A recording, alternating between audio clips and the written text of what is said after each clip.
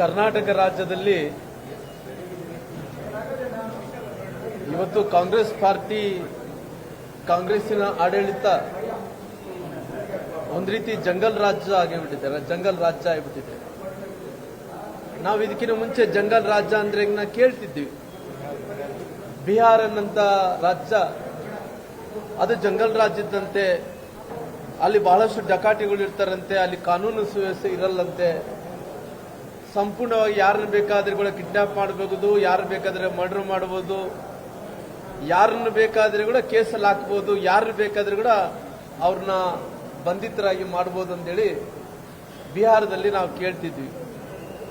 ಅಲ್ಲಿಯ ಜನರು ಬಹಳಷ್ಟು ರೋಸತ್ತು ಪುನಃ ಆ ಸರ್ಕಾರವನ್ನು ಅಂದ್ರೆ ಲಲ್ಲೂ ಪ್ರಸಾದ್ ಯಾದವ್ ಅವ್ರನ್ನ ಆ ಸರ್ಕಾರವನ್ನು ಕಿತ್ತಾಕಿ ಪುನಃ ನಿತೀಶ್ ಕುಮಾರ್ ಅನ್ನಂತ ಸರ್ಕಾರವನ್ನಲ್ಲಿ ತಂದು ಅದನ್ನು ಎಲ್ಲೋ ಒಂದು ಕಡೆ ಆ ಜಂಗಲ್ ರಾಜ್ಯ ಅನ್ನಂತ ರಾಜ್ಯವನ್ನು ಸಂಪೂರ್ಣವಾಗಿ ಕಡೆಗಣಿಸಿ ನಾಶ ಮಾಡಿ ಪುನಃ ನಿತೀಶ್ ಕುಮಾರ್ಗೆ ಅವಕಾಶವನ್ನು ಮಾಡುವಂತ ಕೆಲಸ ಆ ಭಾಗದ ಬಿಹಾರ್ ಜನರು ಮಾಡಿದರು. ಬಹುಶಃ ಇವತ್ತು ನೋಡ್ತಾ ಇದ್ರೆ ಕರ್ನಾಟಕ ರಾಜ್ಯದಲ್ಲಿ ಕೂಡ ಇವತ್ತು ಜಂಗಲ್ ರಾಜ್ಯ ಆಗಿಬಿಟ್ಟಿದೆ. ಈ ಜಂಗಲ್ ರಾಜ್ಯದಲ್ಲಿ ಕಾನೂನು ಸುವ್ಯವಸ್ಥೆ ಸಂಪೂರ್ಣವಾಗಿ ಕೊಲಾಪ್ಸ್. ಎಲ್ಲಿದರೋ ಮುಖ್ಯಮಂತ್ರಿಗಳು, ಎಲ್ಲಿದರೋ ಗೃಹ ಮಂತ್ರಿಗಳು ಒಂದು ಕೂಡ ಗೊತ್ತಾಗ್ತಾ ಇಲ್ಲ. ಇವತ್ತು ಕೇವಲ ಕೊಲೆಗಳು ಒಂದಲ್ಲ, ಎರಡಲ್ಲ, ಮೂರಲ್ಲ, ನಾಲ್ಕಲ್ಲ. ಬೆಳಗ್ಗೆ ಎದ್ರೆ ಸಾಕು, ರಾತ್ರಿ ತನಕ ಕೂಡ 2-3 ಕೊಲೆಗಳು ನೋಡಲೇಬೇಕು. ಯಾವ ರೀತಿಯಲ್ಲಿ ಕೊಲೆಗಳಾಗ್ತಾ ಇದಾವೆ ಅಂದ್ರೆಗಿನ ನಾವು ಯಾರು ಕೂಡ ಕಂಡರಿಲಾರದಂತೆ ಇವತ್ತು ಈ ಕರ್ನಾಟಕ ರಾಜ್ಯದಲ್ಲಿ ಕಾಂಗ್ರೆಸ್ಸಿನ ಅಧಿಕಾರದಲ್ಲಿ ಇವತ್ತು ಕೊಲೆಗಳಾಗ್ತಾ ಇದಾವೆ.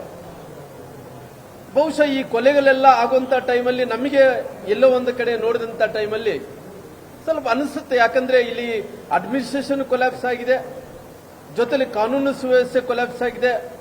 ಗೃಹ ಮಂತ್ರಿಗಳು ಅವರ ಅಡ್ಮಿನಿಸ್ಟ್ರೇಷನ್ ಮಾಡುವಂತ ವಿಚಾರದಲ್ಲಿ ಕೂಡ ಎಲ್ಲೋ ಒಂದು ಕಡೆ ಕೊಲ್ಯಾಪ್ಸ್ ಆಗಿದಾರ, ಎಲ್ಲೋ ಒಂದು ಕಡೆ ಅಡ್ಮಿನಿಸ್ಟ್ರೇಷನ್ ಫೇಲ್ ಆಗಿದೆ ಅನ್ನೋ ವಿಚಾರವನ್ನು ಕೂಡ ಹೇಳಬೇಕಾಗುತ್ತೆ. ಬಹುಶಃ ಇಲ್ಲೇ ಪತ್ರಕರ್ತರು ಕೇಳ್ತಾ ಇದ್ರು, ಹುಬ್ಳಿ ಘಟನೆ ವಿಚಾರದಲ್ಲಿ ಕೂಡ ಅವರು ಉಲ್ಲೇಖನ ಮಾಡ್ತಾ ಇದ್ರು.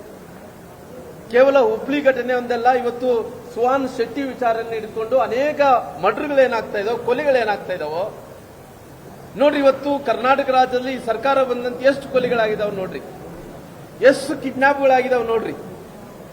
ಇವತ್ತು ಒಬ್ಬ ವಿರೋಧ ಪಕ್ಷದ ನಾಯಕರಾದಂತ ಅಪೋಸಿಷನ್ ಲೀಡರ್ಗೆ ಛಲವಾದಿ ನಾರಾಯಣ ಸ್ವಾಮಿ ಅವರಿಗೆ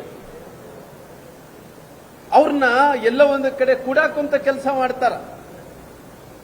ಬಹುಶಃ ವಿರೋಧ ಪಕ್ಷದ ನಾಯಕರಿಗೆ ಅವ್ರಿಗೆ ಭದ್ರತೆ ಇಲ್ಲ, ಅವ್ರಿಗೆ ಭಯ ಪ್ರಾರಂಭ, ಅವ್ರಿಗೆ ಎಲ್ಲೊಂದ್ ಕಡೆ ಪ್ರಾಣದ ಮೇಲೆ ಭಯ ಪ್ರಾರಂಭ ಆಗ್ತಿದೆ ಅಂದ್ರಿಗಿನ ಒಬ್ಬ ವಿರೋಧ ಪಕ್ಷದ ನಾಯಕರಾದಂತ ಛಲವಾದಿ ನಾರಾಯಣ ಸ್ವಾಮಿಯನ್ನ ಹತ್ಯೆ ಮಾಡಕ್ ಹೋಗಿದ್ದಾರೆ ಅಂದ್ರಿಗಿನ ಇವರು ಕಾಂಗ್ರೆಸ್ ಅವ್ರಿಗೆ ಎಷ್ಟು ಅವರು ಕೀಳಕ್ಕೆ ಅಂದ್ರೆ ಎಷ್ಟು ದುರ್ದೈವ ಸ್ಥಿತಿಗೆ ಬಂದಾರೆ ಅಂತೇಳಿ ನೋಡ್ರಿ.